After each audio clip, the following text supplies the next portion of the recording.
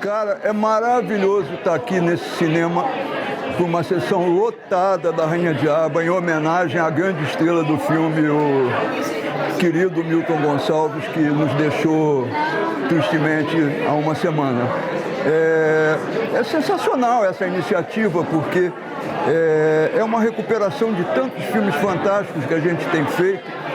A Rainha Diaba é um filme que eu fiz há 49 anos atrás, quer dizer, então é fantástico, particularmente, saber que a maior parte do público que está aí não viu o filme. É como se fosse uma estreia. É tão bom estrear um filme que foi feito há 50 anos. Parabéns, Cavi, parabéns aos empreendedores que tornaram possível essa sessão. Força sempre. Show! Demais. Obrigado.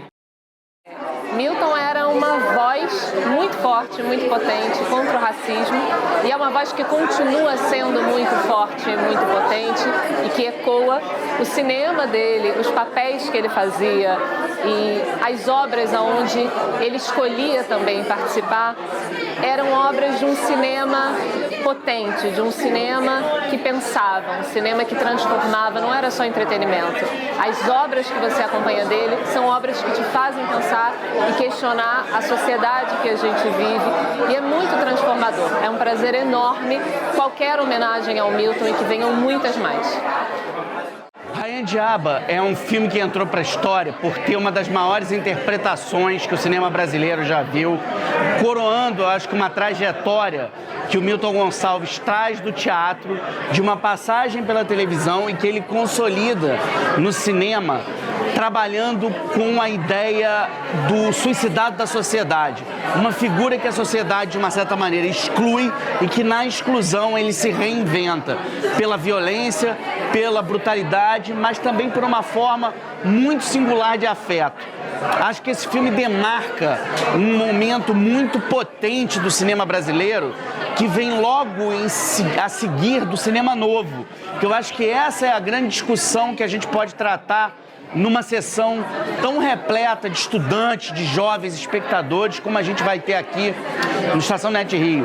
Essas sessões que estão sendo organizadas aqui, elas são uma maneira de pensar o cinema brasileiro do passado a partir de um olhar do presente, e principalmente para apresentar esse pretérito perfeito para as novas gerações.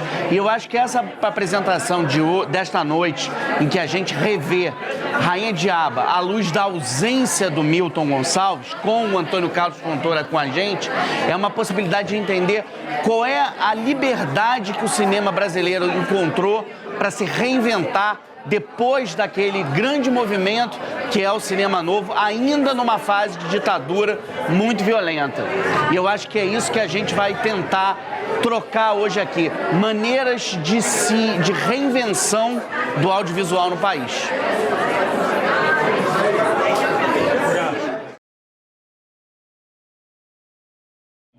Hoje é um dia especial, além do super filme do grande Fontoura, é a homenagem do grande Milton Gonçalves, que há uma semana nos deixou. Peço aqui uma salva de palmas.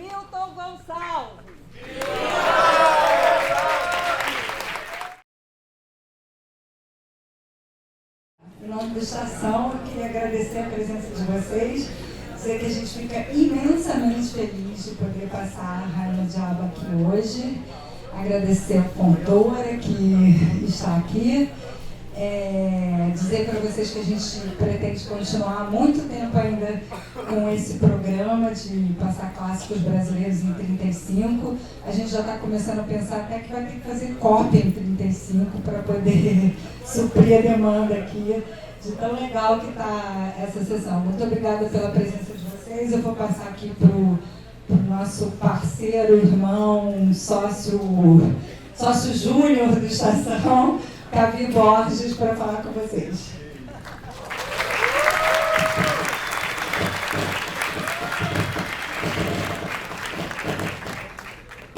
Alô.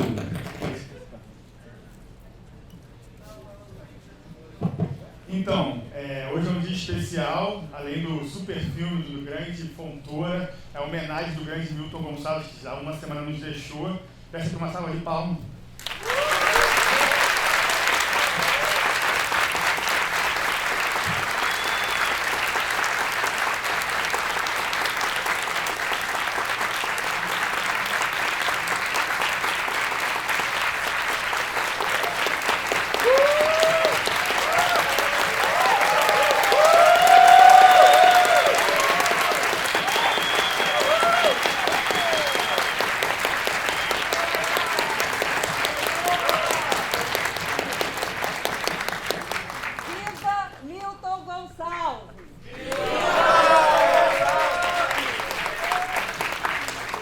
A gente convidou os filhos do Milton, mas infelizmente eles não puderam vir. Ia ser legal poder falar com eles, mas em compensação temos várias pessoas muito legais aqui que vão poder conversar com a gente no final. Inclusive o grande Jorge Coutinho, um ator também maravilhoso, amigo de infância do Milton, trabalhou com o Milton, grande ator do cinema brasileiro, grande clássico do cinema, Ganga Zumba, muitos outros que eu nem lembro. Queria, lógico, chamar aqui à frente para apresentar o filme o nosso grande Antônio Carlos da Fontoura.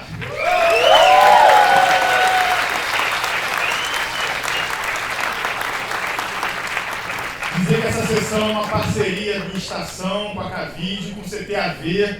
Tem várias pessoas do CTAV aqui que cederam gentilmente a cópia em 35. Se não fosse o CTAV, não teríamos passado esse filme em 35 minutos.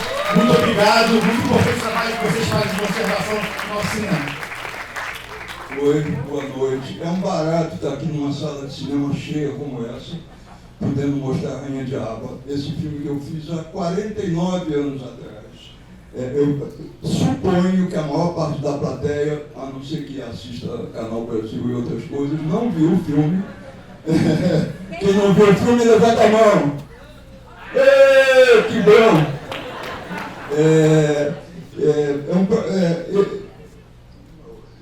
Além de, para mim é uma grande homenagem poder mostrar para vocês esse extraordinário trabalho que o Milton fez na Rainha-Diaba. Ele é um ator extraordinário e vocês vão ver isso assistindo o filme. Ele é uma das forças desse filme e esse filme foi um marco divisor na carreira dele. A filha dele acabou de me mandar uma mensagem dizendo que não... Está com filho. Bom, enfim. Uma pessoa... Alda Pucu. Acabou de me mandar uma mensagem dizendo que não pôde estar presente, mas que está aqui com a gente. Enfim, o melhor que eu posso oferecer para vocês agora, então, é esse maravilhoso trabalho que o Milton fez no filme. Salve o Milton, que Deus o tenha.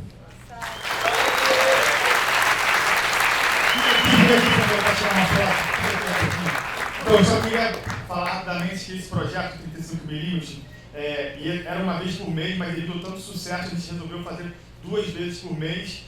E aí, próximo, vai ser semana que vem já. Acabou que o Milton entrou assim por causa do imediatismo da perda dele, mas semana que vem vai ter a sessão especial 50 anos sem Leila Diniz. Vai passar o filme do Bigode Leila Diniz, vai passar o curta-metragem da Marisa Leão do Sérgio Rezende, para sempre Leila Diniz. Todos que estão aqui convidados. A partir de amanhã já está vendendo. Quem quiser vir, compra antes, que é sempre lota, entendeu? Tudo é aquele perrengue de cadeira aqui. E dizer que vai ter depois, já está programado também, Amuleto de Ogum, que talvez tenha que mudar a data, mas vai ter também do grande Nelson Pereira, padrinho do Estação. Vai ter o Cidade de Deus 20 anos depois, com a presença de todos os atores aqui, dos diretores também, no Rio de Fevereiro. E no final de fevereiro, julho, estou viajando aqui. No final de julho vai ter também a comemoração do aniversário do Hélio de Sica, vai passar o documentário dele, que ganhou o Festival do Rio, com o sobrinho dele apresentando aqui também. E tem muitos filmes aí para passar, tem uma fila gigante. Se o Estação deixasse, ia ser toda semana, mas não vai dar.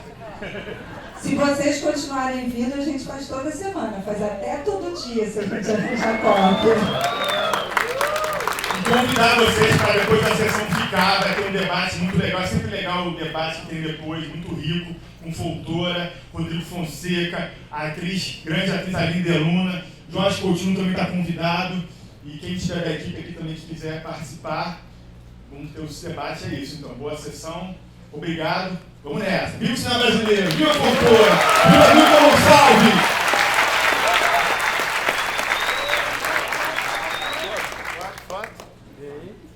Já foi? Não, mas a foto. Isso é uma dificuldade. Esse cineasta aí... O celular é rápido, né? Isso. A última, peraí, o frontal aqui, melhor. Valeu, Pedro. Desculpa, última coisa. Foi mal, eu sei que é muita coisa. A gente está fazendo uma parceria com o Cine Arte UF. A Lívia está aí, eu esqueci, desculpa, Lívia. Essa sessão vai acontecer amanhã também no Cine Arte UF, é um outro cinema de rua muito importante. Está com um problema lá do digital, então está sendo só projeção de 35. Então a gente está fazendo essa dobradinha, até para conseguir autorizações, para conseguir as cópias. Então sempre vai ter aqui, depois vai ter no Cine Arte UF amanhã. Quem quiser divulgar para os amigos, quem quiser rever, vai estar passando no Cine Arte UF também. Parabéns, Cine Arte UF, é isso. Vamos seguir.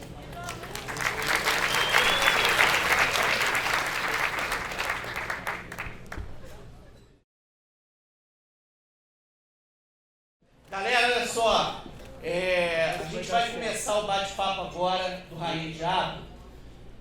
A filha do Milton mandou um áudio pra gente.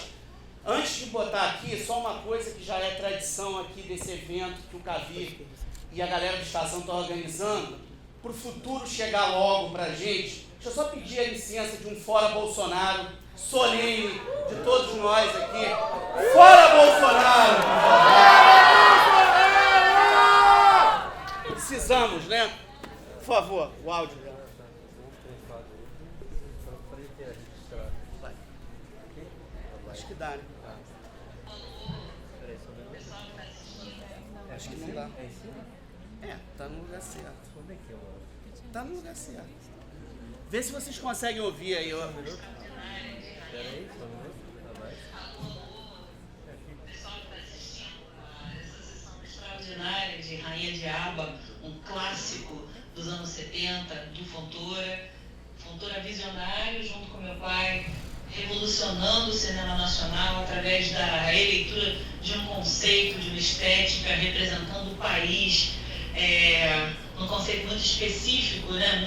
Tem muito a cara dos anos 70, mas ao mesmo tempo é tão atemporal e tão revolucionário, num tempo em que não se discutia a questão da diversidade com tanta amplitude, além da questão da negritude, eles foram na questão LGBT, eles foram em outras discussões sociais, raciais, históricas. Eu acho esse filme lapidar. Eu e meus irmãos achamos esse filme lapidar. Ele é um divisor de águas na carreira do meu pai. Nesse ano ele ganhou todos os prêmios de cinema em função desse papel. E a gente tem muito orgulho, e ele sempre se orgulhou muito desse filme, porque realmente foi um divisor de águas aí, muito importante para a gente no particular, para a família, para ele enquanto artista, enquanto realizador, tenho certeza que para o Fontoura também e para o cinema. Então, muito obrigada por estarem assistindo e prestigiando. A gente infelizmente não conseguiu estar aí, mas estamos junto com vocês. Ainda é muita emoção para a gente ver tanta imagem, ver tanta coisa. A gente também trabalha no audiovisual, eu fiquei presa aqui nos estúdios Globo. Vários amigos aí na plateia me mandando foto, estou aqui super emocionada, compartilhando com meus irmãos. Então, mais uma vez, obrigado Cavi, obrigado Fontoura, obrigado a todos vocês. Evoé, seu Milton, Evoé, Diaba, sucesso. Muito obrigada, gente.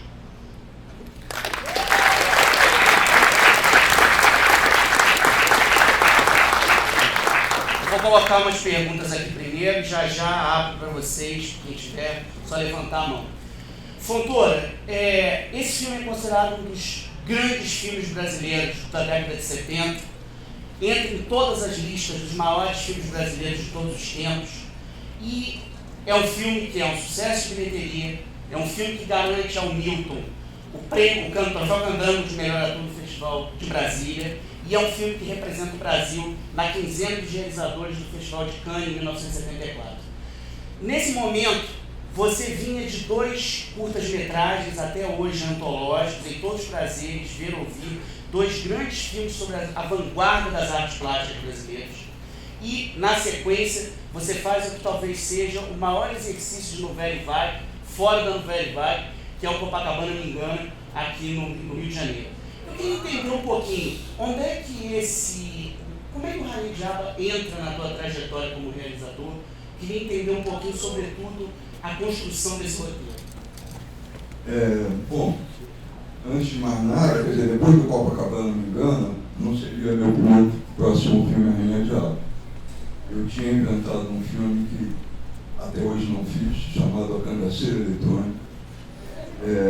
Se passa em Brasília, é um filme mais roqueiro, pop, com Gal Costa, um bando muito legal, enfim, não rolou. Mas, quando o Copacabana Me Engana fez sucesso, fez um filme que eu fiz sobre a minha esquina, sobre o que eu via da minha janela, fez 1 milhão de espectadores. Aí o Roberto Farias me procurou e falou: Fontoura, o próximo filme eu quero produzir. E então me veio essa ideia da Rainha de Aba.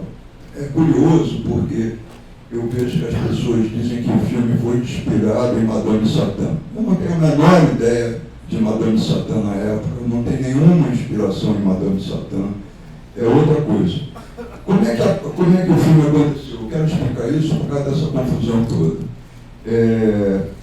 No início, em 70, 71, como que eu vou explicar isso? Bom, tinha uma rua muito fundo. Então, eu achava isso o máximo, é claro, mas eu comecei a me preocupar, eu comecei a bodear. O bode que eu tinha era: qual é o sangue que está por trás da maconha que eu estou fumando? Então, eu tive a ideia de fazer um filme muito sangrento, chamado A Guerra da Maconha, em que acontece o que acontece no filme. Um bando de traficantes de maconha disputando o poder, se extermina até o final. Isso era o que eu tinha. Mas eu pensei assim: meu Deus, eu não... Depois de Copacabana, no velho vague, como ele falou, como é que eu vou encarar isso? Então, eu já tinha me separado da Odete Lara, com quem eu tinha sido casado, a atriz do filme, mas eu falei: Odete, me apresenta aquele teu amigo lá de São Paulo, que ele entende de marginalismo. O amigo dela era o Plínio Marcos, que fez Navalha na Carne e Dois Perdidos numa Noite Sua. Aí ela me levou a São Paulo e me apresentou o Plínio. Sentei numa mesa com ele, no restaurante, contei a história que eu queria e falei: Plínio, escreve para mim essa história, você vai escrever melhor do que eu. Ele me falou, que nem o Tom Jobim falou para o Vinícius, ele falou para mim: tem um dinheirinho aí? Eu falei: claro. E ele falou: em 4 dias eu te trago a história. Mas antes ele falou: quero te fazer uma pergunta. Eu falei: qual é? Ele disse: eu passei minha juventude na boca de fumo do Porto de Santos. E a gente morria de medo de uma bichona que era a Rainha de Aba. Ela era a rainha do tráfico no porto. Todo mundo morria de medo dela. Posso botar ela de personagem principal? Eu falei: agora. Então, ele em 4 dias me trouxe a história da Rainha de Aba, que tinha um clima de Porto de Santos, mas que tinha o quê? Todos esses personagens maravilhosos que ele inventou.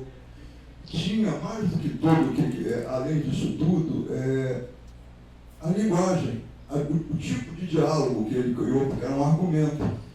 Eu adorei aquele diálogo, eu falei: puxa, que bom, o público só vai entender 30% do que eles estão dizendo, isso é tão bom.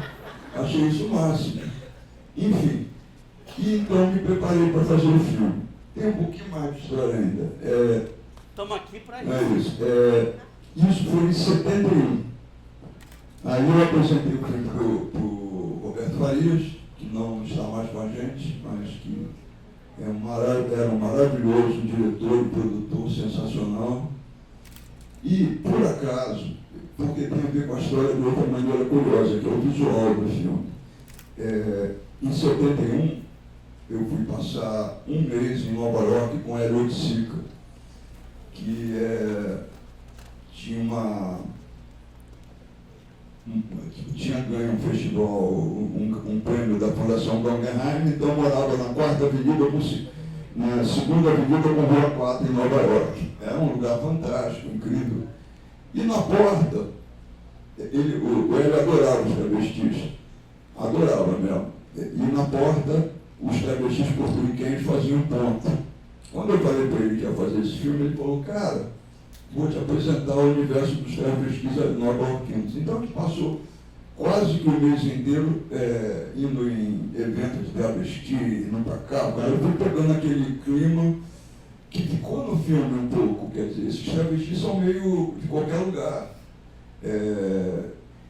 E isso me enriqueceu visualmente, o visual, as roupas, tudo. Eles tinham um grupo que ficou muito famoso lá, que era o The Coquettes, que inspirou depois os Zicoquettes, que fizeram isso. Enfim, tudo isso me enriqueceu visualmente, tanto que quando eu cheguei eu convidei um artista plástico.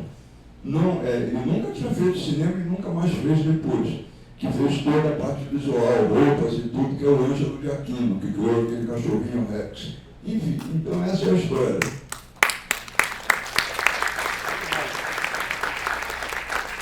Queria expandir esse papo aqui para as outras pontos da mesa.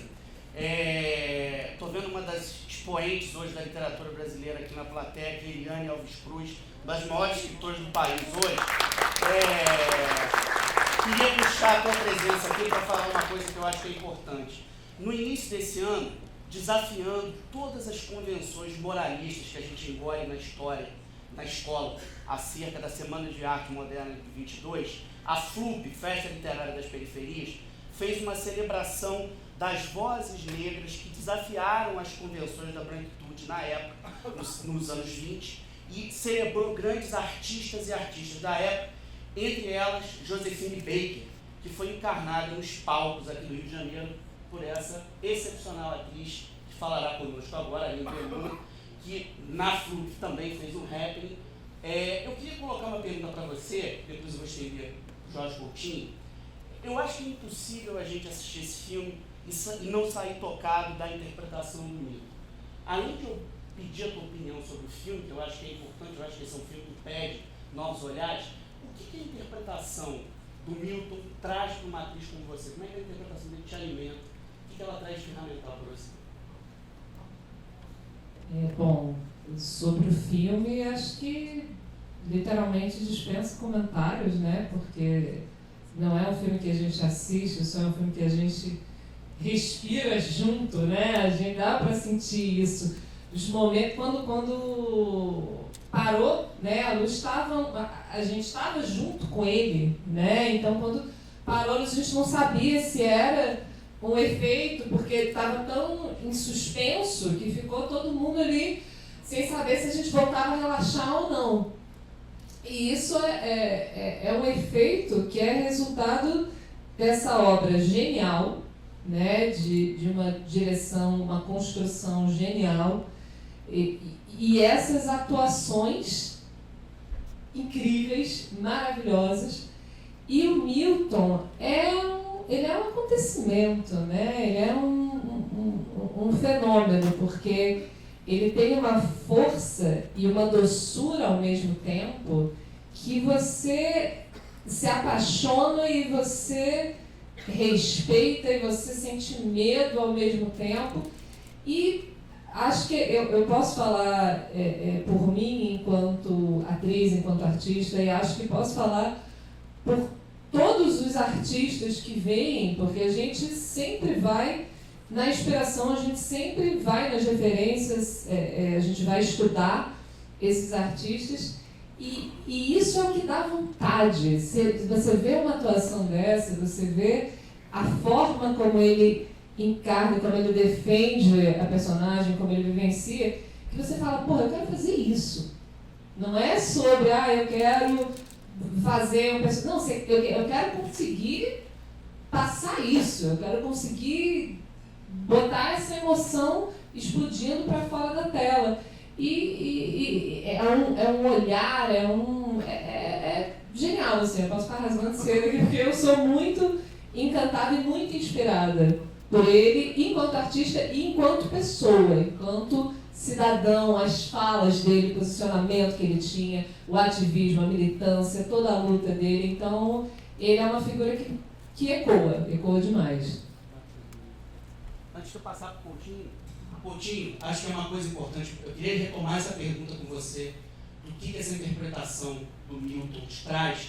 O Cacá Diegues deu uma entrevista relativamente recente, relembrando na época de Gangazumba, que ele fala que você foi a escola de cinema dele, que você ensinou toda a geração do cinema novo como se comportar diante de uma atriz, de um ator, como ter a reverência por um ator e uma atriz. O que o Milton traz nesse lugar da reverência à interpretação, à invenção? Bem, o Milton veio de uma escola que é o Arena, o Teatro de Arena, que é um grupo extraordinário. E ele é isso que está ali, ele é muito verdade.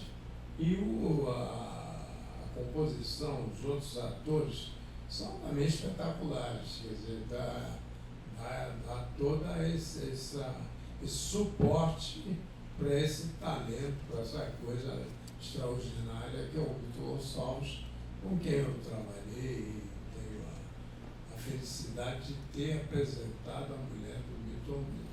Eu sou muito chegado ao Milton, quer dizer, o Milton para mim é meu irmão, a gente, sabe, fomos juntos aí, né, nessas coisas políticas. E sobre o ator é isso mesmo, a gente se entrega mesmo. É um negócio de entregar, é uma coisa que vem. Eu também vim, eu estou aqui pelo Milton, pelo Fontoura, que é uma coisa que é 61, né, Fontoura? Nós andamos o Brasil todo, no CPC da UNE.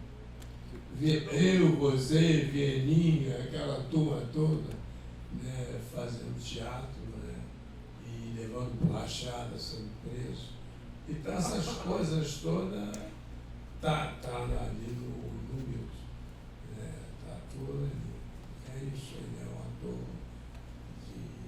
de chão, de arena, aquela coisa da construção. Personagem, ele constrói personagem. E o Fontoura é um diretor fantástico. Sempre não foi motivo. Fez o Zico.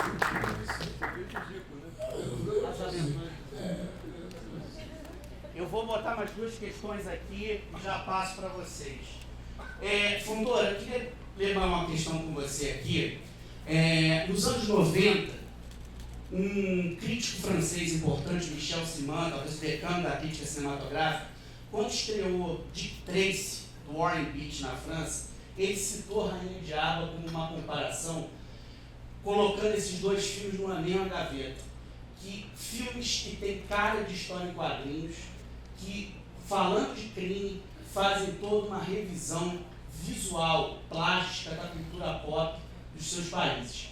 O teu filme tem, inclusive, lê-se história em quadrinhos no seu filme, tem rádio o tempo todo, tem Harry Belafonte no teu filme, tem rock and roll, tem Carlos Alexandre na abertura, tem Toca Aguinaldo. Eu queria que você comentasse um pouquinho dessa miscelânea de cultura pop que dá colorido ao Rainha Diaba.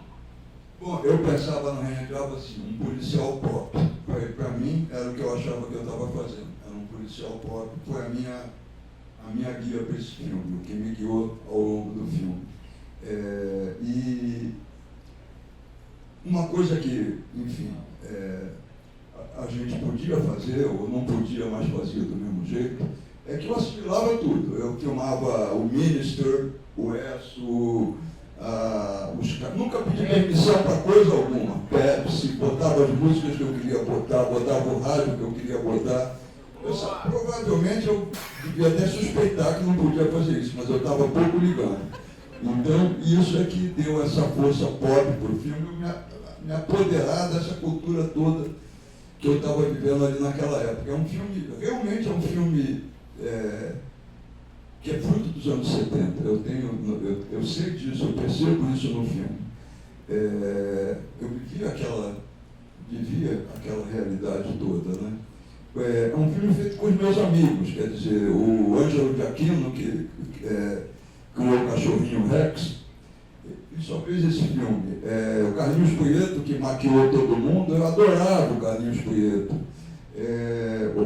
Para você dizer, o diretor de produção do filme era um diretor de cinema, era o Antônio Calmon. Era uma equipe realmente de pessoas que estavam junto com a gente. Boa parte das diabetes, que é como a gente chamava aquelas meninas lá da Rainha de Água, um era cabeleireiro, o outro, não eram atores. Esse Perfeito Fortuna, que depois se tornou o que ele fez agora? Perfeito. Do Circo Voador. Do Circo Voador, isso tudo. Enfim, todo esse povo era gente amiga. Odete, eu já tinha sido casado com ela durante alguns anos, enfim. Eu acho que essa liberdade que eu tive para fazer o filme é que possibilitou também essa linguagem que eu acho que o filme tem, que é uma linguagem pop, mas é uma linguagem criativa, muito inventiva. Eu tinha tempo, eu levei 10 semanas para fazer o filme. Hoje em dia é meio impossível fazer isso, né? Isso tudo ajudou demais o trabalho. Antes de passar para vocês, eu estou vendo que é uma plateia majoritariamente jovem aqui. Cavi, eu vi lá fora, tem muita gente estudante, muita gente da universidade. Tem uma característica no teu cinema que já vem desde o Copacabana, com a descoberta do Carlo Mossi, que você lança como ator. O seu cinema como um todo aposta em atores jovens em papel de destaque. A gente fala muito do Milton por todas as razões, da Odete por todas as razões, mas a gente tem uma força da natureza que também é diretor, também é escritor no filme, que é o Stepan Essenciano. Na época que esse filme, só uma curiosidade, na época que esse filme foi lançado, uma revista que não existe mais fez uma matéria com o Stepan, que vinha do Marcelo Zona Sul, André Acaia Coragem e a Rainha de Água, em que o repórter coloca a seguinte pergunta, o seguinte comentário: este é um filme jovem, mas não é um jovem qualquer, é um jovem que vem de Goiás. E ele pergunta: o que é ser um goiano? E Stepan Essenciano responde: é ser um mineiro pré-histórico. Ele abre a entrevista falando isso. E vai falando respostas desse tipo. O que o Stepan trouxe para o filme? E efetivamente, qual é esse lugar da juventude que perpassa o teu cinema? É interessante que o Stepan, o Roberto Farias, que é o produtor, ele só me pediu 2 coisas no filme. Coloque o Stepan Essenciano, porque ele tinha produzido ou participado da produção do Marcelo Zona Sul. Eu não conhecia o Stepan. Quando conheci, falei, pô, é ele mesmo, não tem dúvida. A outra foi botar o Zé Medeiros, Que é o fotógrafo. que é o diretor de fotografia, que é fantástico, que deu uma luz muito bonita para o filme e que trabalha sem luz praticamente. Ele botava uma lâmpada e dizia, tá pronto. Só isso é show. E agora eu queria. O Stepan é um ator sensacional, mas já que está se falando de ator, eu quero comentar o outro ator genial que o filme tem, que é o Nelson Xavier, que é o cara que. O filme é carregado pelos 2, né? Pelo Nelson Xavier e pelo Milton Gonçalves. Eles, no fundo, contam a história, os 2, né? São as forças que fazem a história andar. O Stepan para mim foi uma descoberta fantástica. Eu tinha visto Marcelo Zona Sul, então é claro que ele trouxe uma coisa, você falou em juventude, mas mais do que a juventude, ele trouxe ele entrou naquele personagem, foi extraordinário. Aliás, é muito bacana, tanto ele, quanto o Nelson Xavier, quanto o Milton Gonçalves. Eu acho que isso é muito roteiro, viu? Eu acredito demais no roteiro. Eu trabalhei muito no roteiro em cima do argumento do Plínio. O que eu sinto?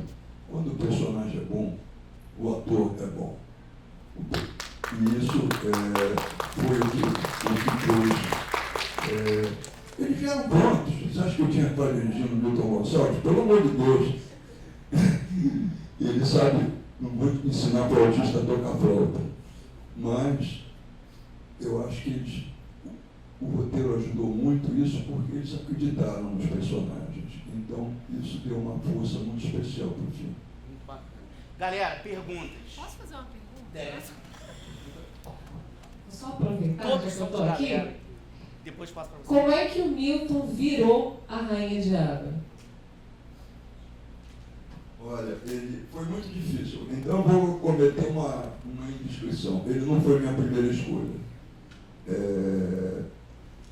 Minha primeira escolha foi o Procópio Mariano, que é aquele crioulo gordo que chega com uma arma, que representa os policiais. Eu convidei o Procópio falou para mim: Fontoura, quando eu entro num ônibus, as pessoas dizem assim: acabou de entrar no ônibus aquele crioulo gordo. Se eu fizer esse filme, vamos dizer assim, acabou de entrar no ônibus aquele viado crioulo gordo. E essa eu não quero encarar. Por que eu não tinha chamado o Milton? Porque eu não tinha coragem. O Milton era um gênio já. Eu tinha visto ele fazer todas as peças do Teatro de Arena, dirigidas pelo Augusto Boal. Ele era sensacional. O Procópio não sabia que ia pular fora dessa maneira, mas o Milton dizia: porra, esse cara não vai aceitar esse personagem. Esse personagem é foda. Esse personagem é muito provocador e nesse período tão repressivo, não sei se ele vai querer. Eu dei o roteiro para ele. Você sabe por que ele aceitou? Ele leu o roteiro para a mãe dele e a mãe disse que ele podia fazer. E isso eu acho tão bacana.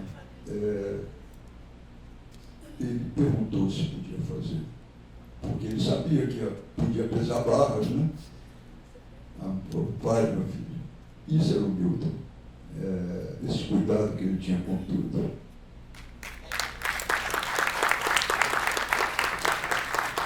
A gente vai passar o microfone para vocês, tá? Só tem um microfone. Para ela aqui e depois para a Dinho.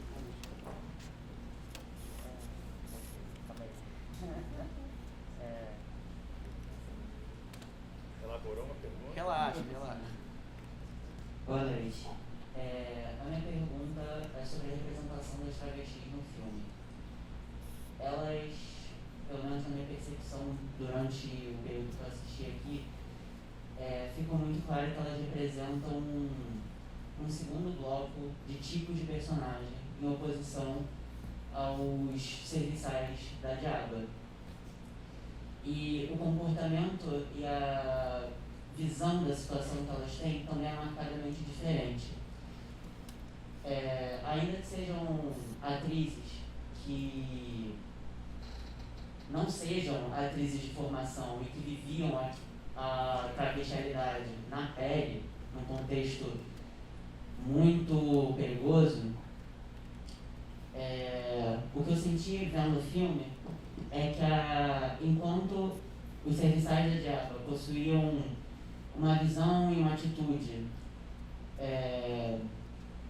de um ponto de vista mais racional e mais como se eles tivessem uma visão mais clara da situação, eu senti um pouco, e isso daí eu não falo de nenhuma má intenção, não é de qualquer esforço de retração do filme.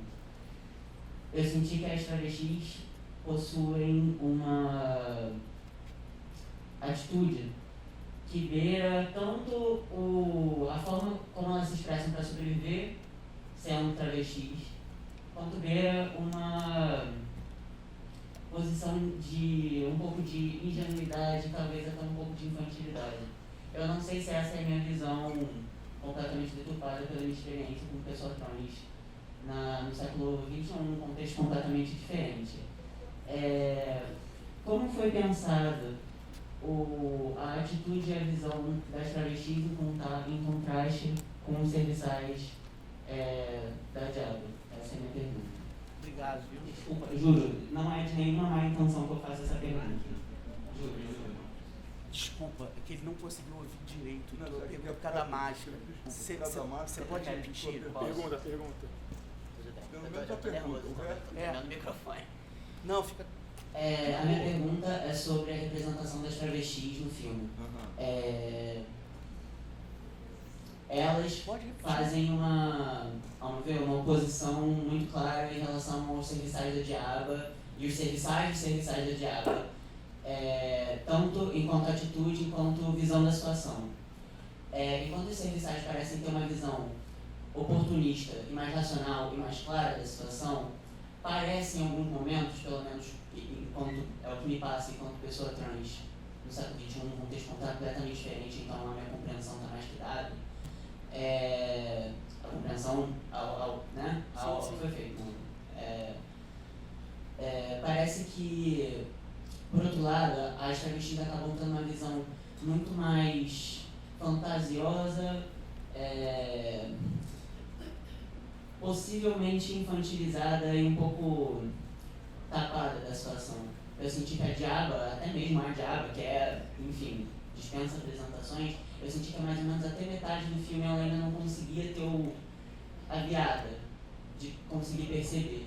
A minha pergunta é como foi pensada essa atitude e essa visão do quadro, da narrativa do filme, enquanto contraste entre os serviçais da diaba e as travestis. De novo, eu reitero aqui, sem nenhuma má intenção, de toda compreensão possível que eu possa ter com, enfim, toda a equipe que realizou o filme. Obrigado. Obrigado pela pergunta. Sinceramente, não sei responder. Meu trabalho é muito intuitivo. Foi como aconteceu. Eu não pensei para ser assim nem assado. Aconteceu assim.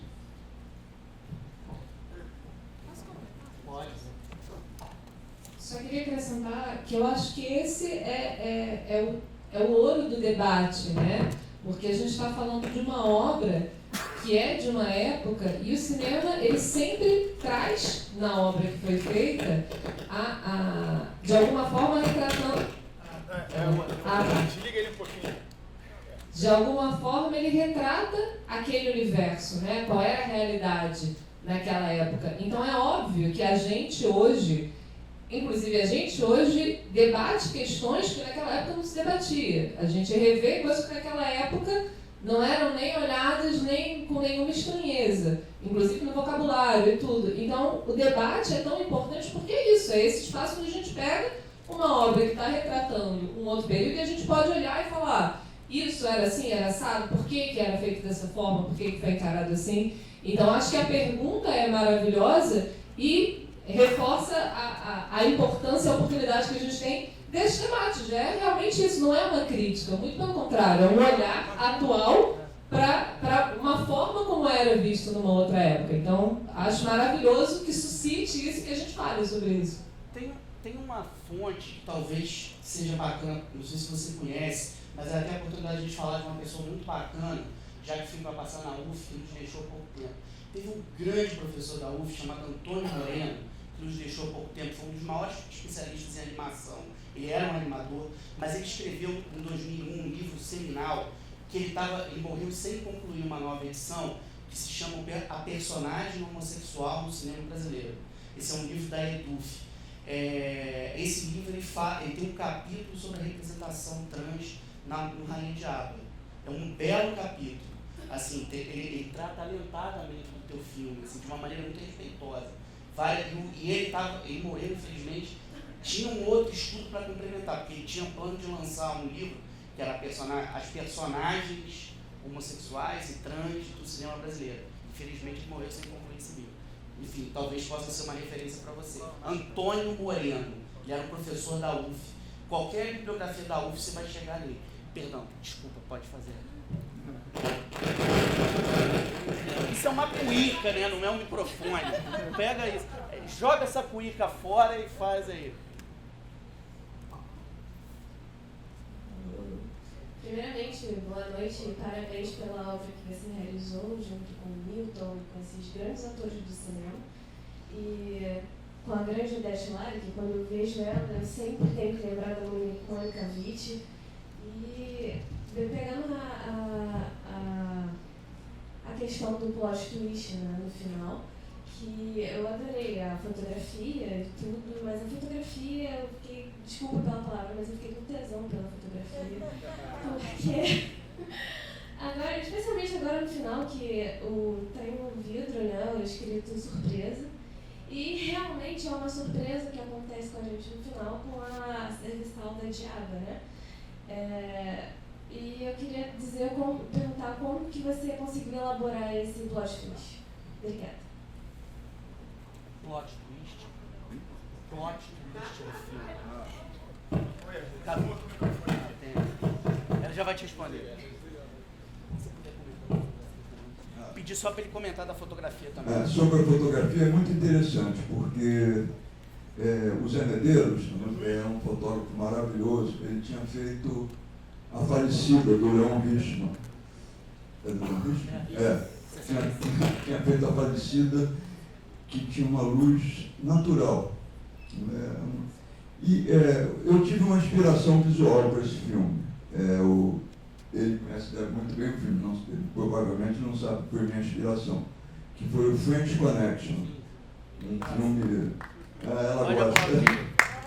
William Fried. Porque o que me inspirou no French Connection? Os movimentos de câmera. Eu sou muito ligado em câmera, vocês já tinham reparado que a câmera não para, né?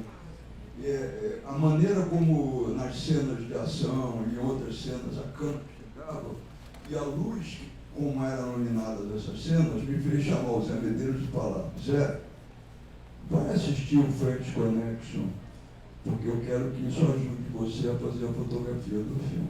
O que eu penso um pouco de fotografia.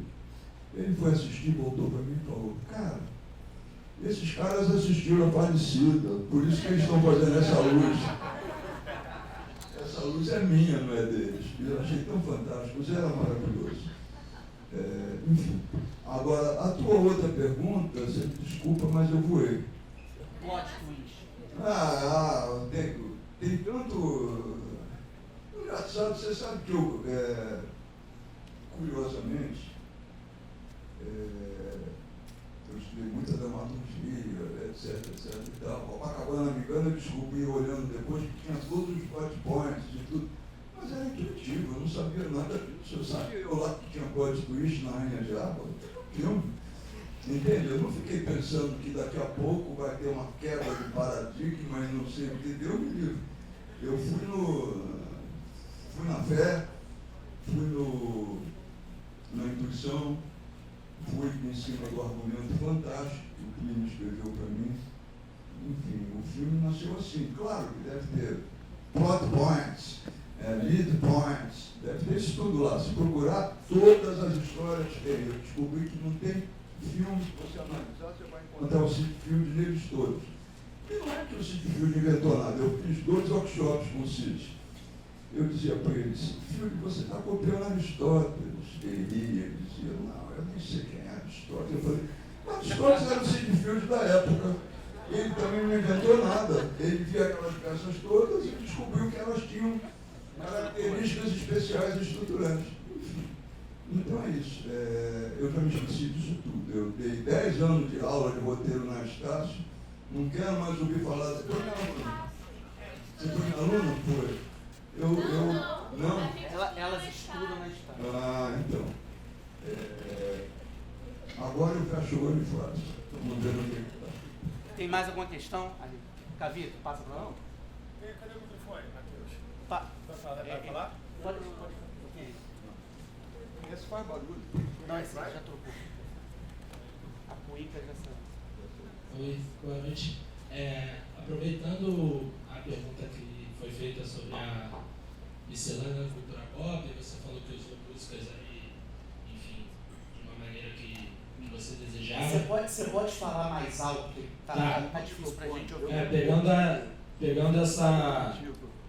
retomando aquela pergunta sobre a cultura pop, de que você pegou músicas e colocou no filme da maneira que desejava e tudo, as músicas já conhecidas da época, me chamou muita atenção desde a primeira cena a trilha, que é também a ambientação do filme, né? E aí só nos créditos aparecem lá os músicos, baixo, guitarra e sintetizador, teclado e tudo mais. Então, queria que você falasse um pouco desse papel da trilha do filme, se foi uma... Né, como é que foi esse processo, uma composição depois da narrativa ou feita junto, que parece mesmo que é um álbum desses Dark Side of the Moon da vida que vai embalando assim de uma maneira e da mesma forma que o filme ficou inacessível pra gente por muito tempo, acho que essa trilha é uma preciosidade, um resgate para... É verdade. Bom você tocar música. A trilha sonora do filme é feita por um cara, Guilherme Vaz. Eu não sei se já ouviram falar em Guilherme Vaz, um compositor de Brasília. Oi? Guilherme Vaz, um compositor de Brasília, um músico maravilhoso, experimental, ele sempre fez música experimental. A trilha foi feita após a montagem, né? Porque até nessa época nem tinha como botar a trilha antes. O filme, por exemplo, é dublado, vocês devem ter percebido, né? Não tem som direto, não tem nada disso.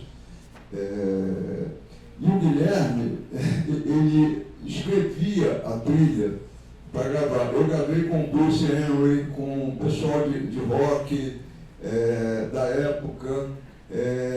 O Guilherme escrevia as pautas com nuvenzinhas, desenhozinhos, enfim. Era uma coisa muito revolucionária a maneira como ele fez a música do filme. Foi toda feita depois e eu acho que é uma grande força do filme. Eu só tenho uma colaboração na trilha, eu pessoalmente. Toda vez que aquela... Eu ficava apertando ali, eu fazia... Sou que trouxe. A gente tem uma última pergunta aqui. Antes de você passar, eu acho só uma coisa que era importante, Fontoura, você falar pra gente. Fiquei bem curioso sobre isso. Onde que o filme foi rodado? Onde que é a casa da Rainha Diaba? Foi rodado em Laranjeiras, na rua... a rua onde ficava a RPF, que sobe lá para cima no morro. Pereira da Silva. Pereira da Silva. Foi rodado na rua Pereira da Silva. Pode aplaudir quem for morador da Pereira da Silva. Foi rodado na Pereira da Silva, onde era a RPF, que é a Roberto Farias, que é o produtor. E em frente à RPF, do outro lado da rua, tinha um hotelzinho abandonado, que virou a casa da Rainha Diaba. E o resto foi rodado na Lapa. Aquele salão de cabeleireiro na Lapa, foi tudo rodado ali. Nada é estúdio. Foi rodado em Ipanema, o Bob's, eles estouram uma boca de fumo no Bob's de Ipanema, tem uma boate que a moça leva um tiro e cai, também era por ali, tem umas coisinhas na Zona Sul, mas é um filme realmente... A favela da Lapa? Não, a favela, eu acho que era ali em cima na Pereira da... Tinha uma favela do Pereirão. Eu dizia que era um filme do outro lado do Rio. E a gente foi para esse outro lado do Rio. Tem uma última pergunta aqui. Manda ver. Olá, boa noite. A minha pergunta é sobre o contexto político, porque esse é um filme do auge da ditadura militar. O argumento acho que é de 71, né? E o filme foi rodado em, sei lá, né, nos anos 70, no auge da repressão. E me chamou a atenção, você falou que pensou no filme muito sangrento. Me chamou a atenção as cenas de tortura, toda essa referência à violência da época, né? Então eu queria saber um pouco como é que foi esse contexto político, como é que foi a recepção desse filme dentro desse momento de país, né? Desse momento em que as pessoas, não sei se todo mundo estava consciente do que acontecia nos porões ali da ditadura.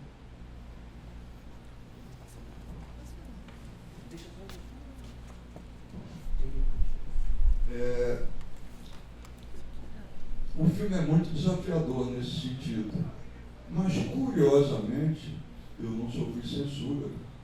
O filme não foi censurado. Talvez porque era tão extravagante que as pessoas não davam esse valor para ele. Ainda que houve discussões políticas, em São Paulo me chamaram para discutir escreveram artigos sobre a tortura, etc. e tal. Mas ele era tão fora da caixa que não cabia na mentalidade dos censores. A única coisa que foi prejudicada politicamente foi no Festival de Cannes. O Gabriel Picocot, que era um grande diretor francês que estava aqui, quando assistiu o filme, ficou entusiasmado com o filme e indicou para a competição. Ele não iria para... Foi um acidente a quinzena. E eu confiei no governo brasileiro, que não devia ter confiado, encarreguei o Itamaraty. Eu, Roberto Faria, gente, Festival de Cannes, ninguém vai sacanear a gente. Prenderam a cópia. Aí me ligaram lá da França dizendo, porra, cara, perdeu.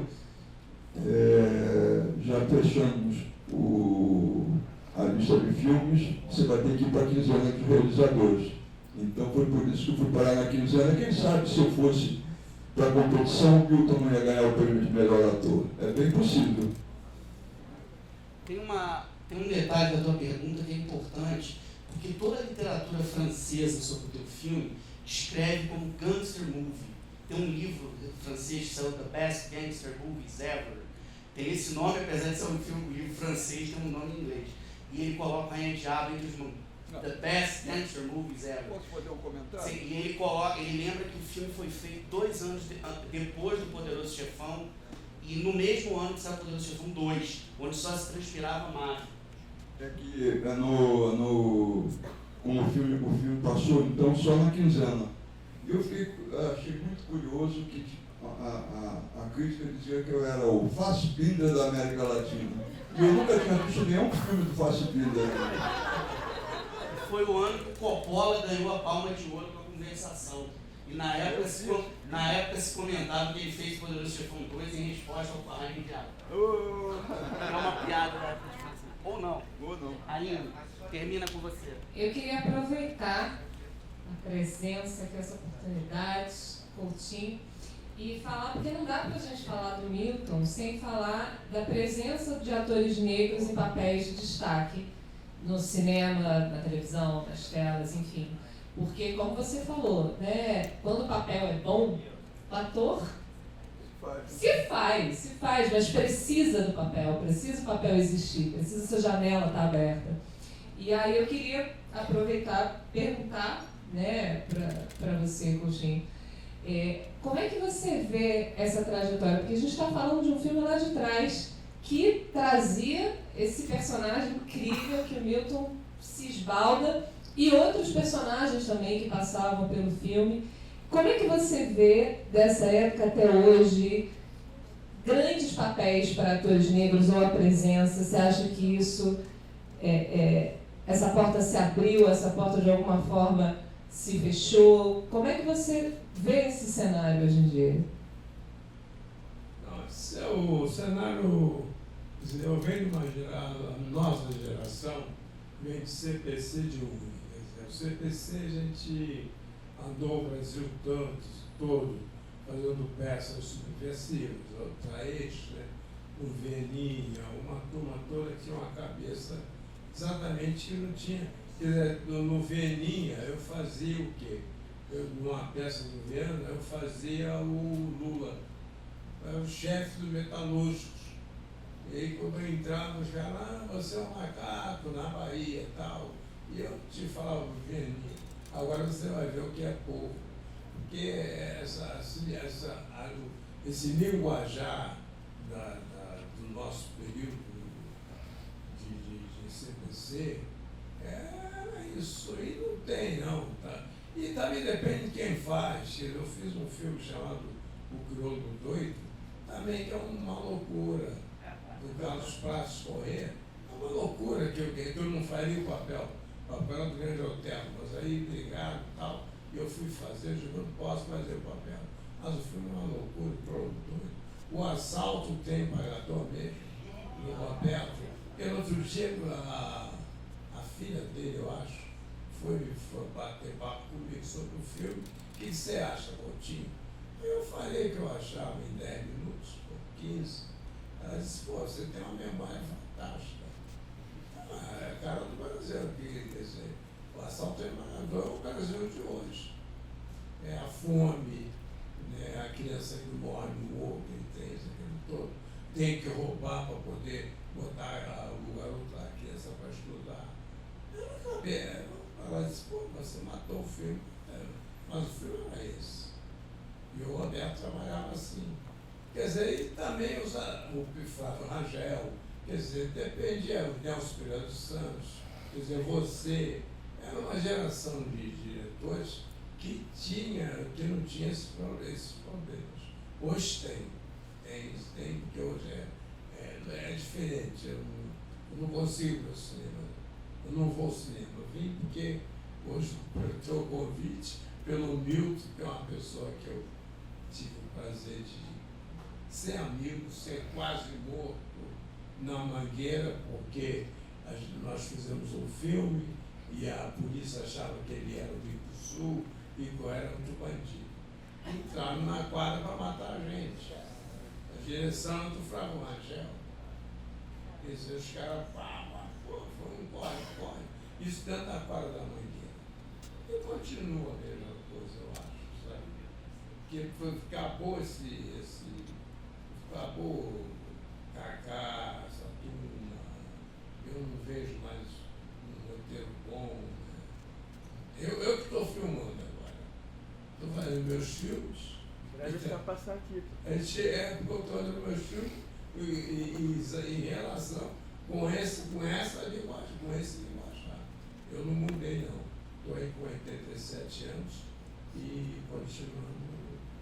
Acho que não ajuda. Antes da gente fechar,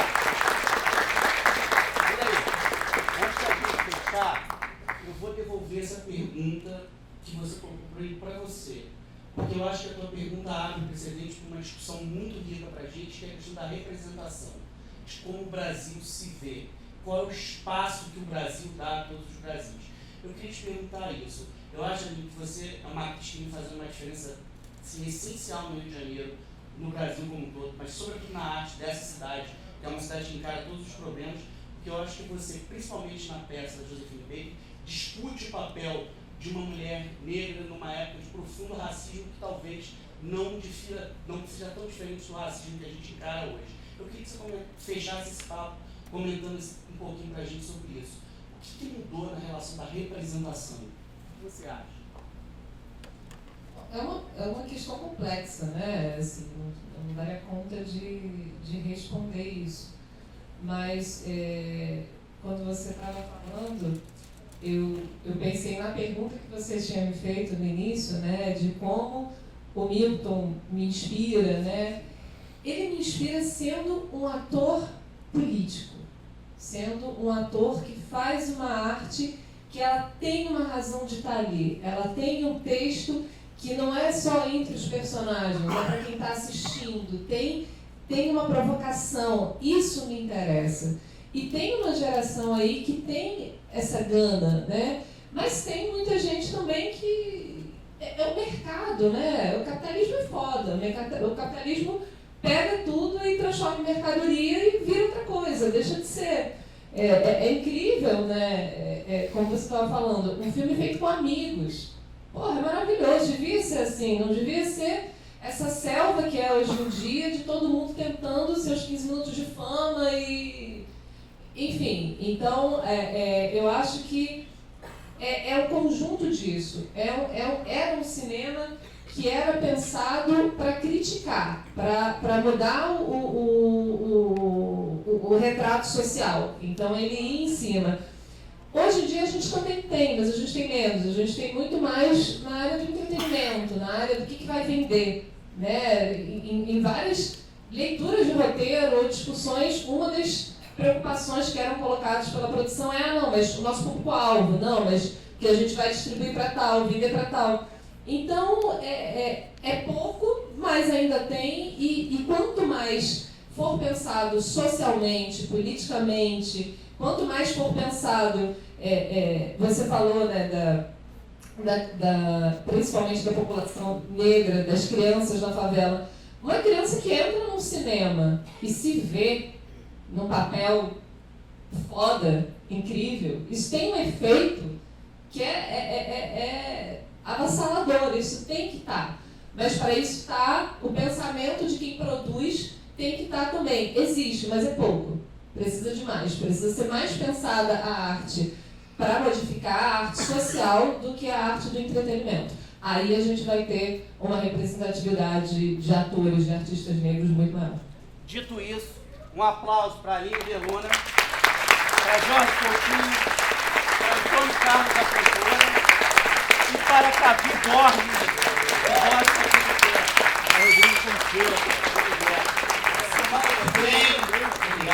Semana que vem, quarta-feira, mesmo horário, Luiz Carlos Lacerda, aqui, 50 anos sem Leila. Venham, passem adiante. Valeu, galera. Salve Milton Gonçalves. O Fontoura falou do Fassbinder, né, que é o nosso Fassbinder.